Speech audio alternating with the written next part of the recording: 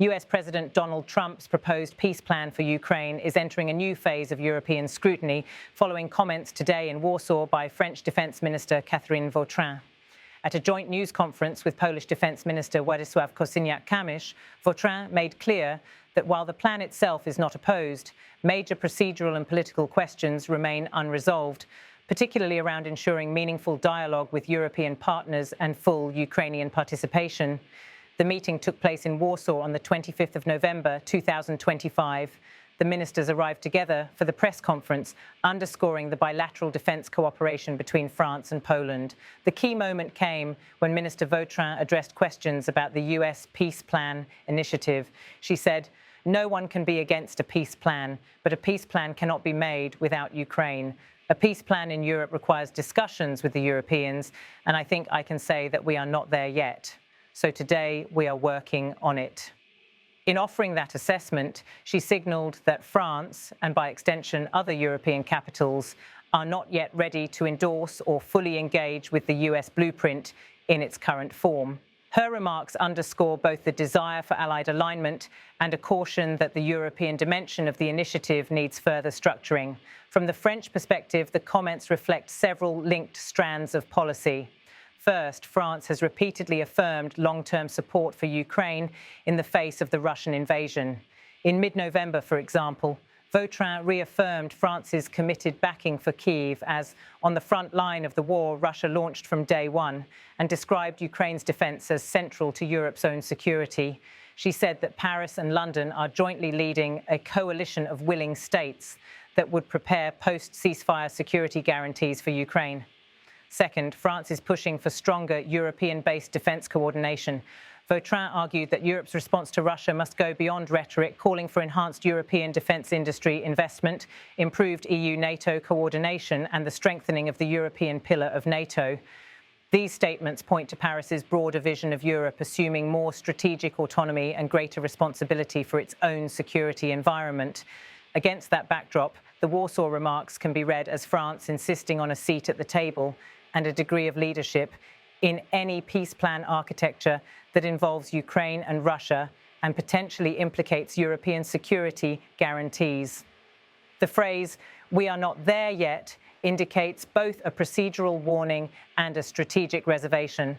The French government wants to ensure that European voices, not just Washington, shape the framework. It is important to situate this in the broader diplomatic context. The US plan being referenced here is one advanced by President Trump's administration as a pathway to a settlement between Ukraine and Russia. That initiative reportedly envisages a broad peace deal, possibly involving a ceasefire, security guarantees, and structured post-war governance arrangements. European states, such as France and the UK, have been developing parallel or complementary proposals.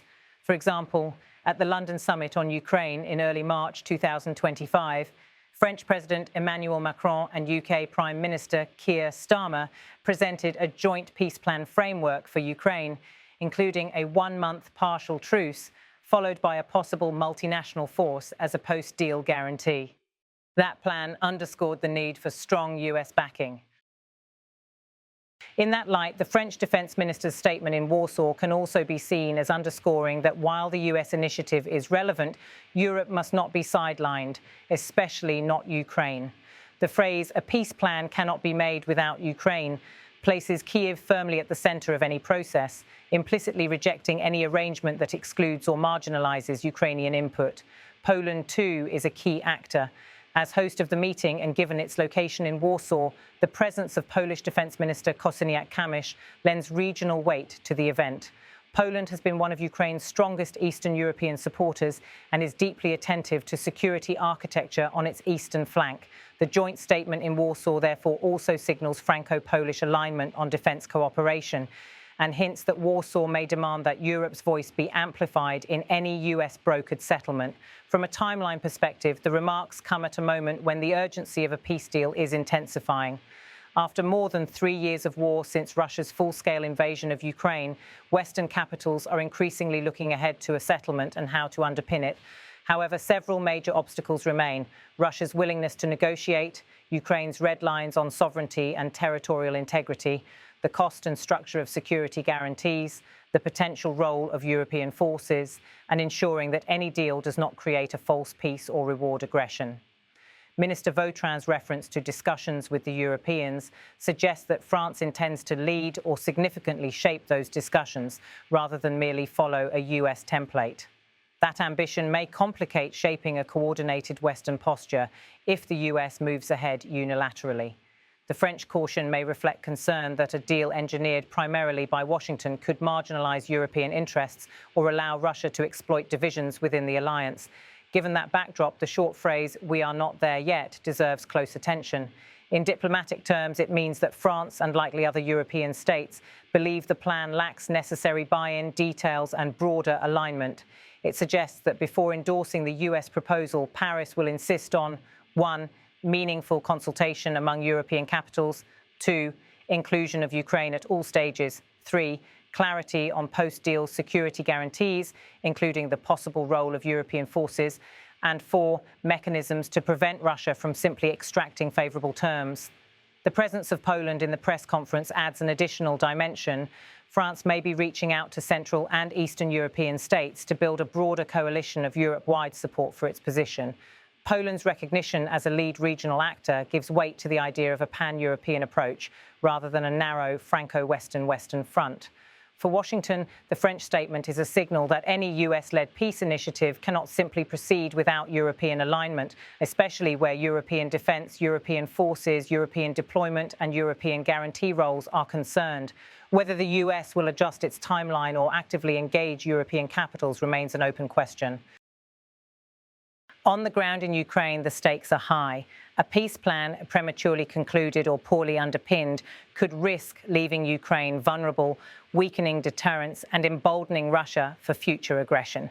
European capitals appear acutely aware of that risk. By insisting on thorough European consultation and Ukrainian involvement, France is urging caution and the building of durable guarantees, not just a headline deal. In terms of next steps, the French-Polish meeting marks the beginning of what is likely to be a series of consultations. France may now facilitate further meetings among European defence ministers, allied capitals, and Ukraine itself.